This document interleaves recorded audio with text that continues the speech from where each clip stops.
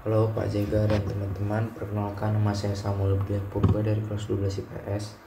Kali ini saya akan membahas T1 PKN saya yang membahas sebuah kasus. Jadi mari kita mulai saja. Hari ini saya mau membahas kasus yang dulu sempat viral dan membuat banyak orang marah, yaitu kasus penghukuman anak SD yang tidak membayar SPP. Nah, jadi di sebuah SD di Medan, Sumatera Utara, ada seorang siswa kelas 3 dihukum duduk di lantai kelas, sementara teman-teman yang lainnya duduk di bangku kayak biasanya. Alasannya itu karena anak SD ini belum membayar SPP. Kasus ini mulai ramai setelah ibunya, Bu Kamelia, bercerita ke media.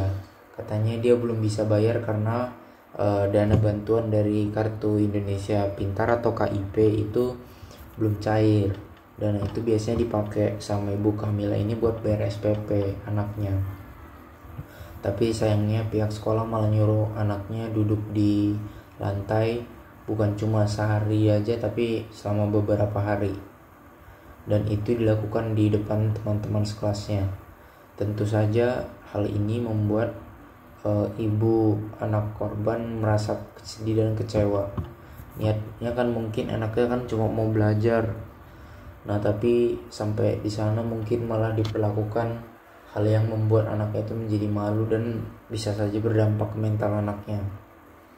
Nah, dari situ banyak orang yang kasih masyarakat kasih komentar mereka, mulai dari kayak masyarakat biasa sampai para ahli juga kasih pendapat soal kasus ini, dan kali ini saya juga akan segera membahasnya.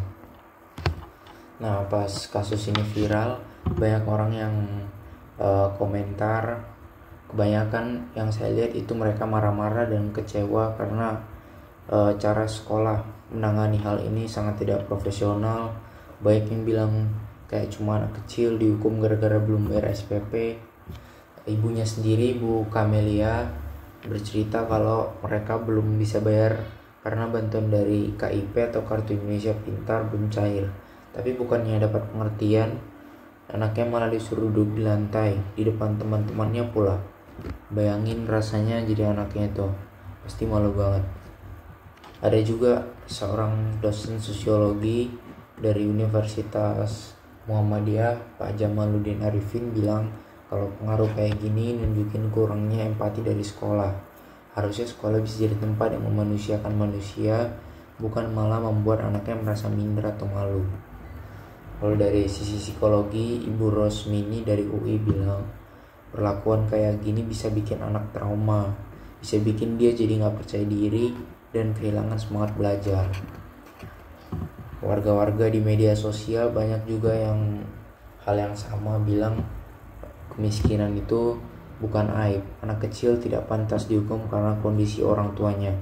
Meskipun ada yang bilang ya, sebagian ada yang membela sekolah, sebagian kecil yang bilang kalau tanggung jawab orang tua itu menyekolahkan anaknya. Tapi ya kita juga harus melihat, sebagai manusia kita harus melihat situasinya.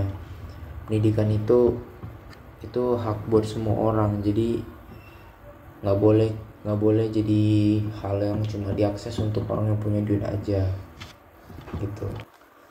Ya, itu dari komentar-komentar masyarakat.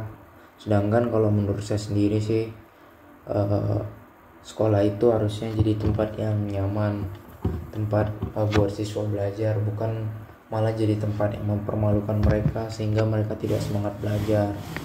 Kita semua tahu pendidikan itu hak buat semua anak, dan gak semua orang tua terkadang mempunyai kondisi keuangan yang berbeda-beda.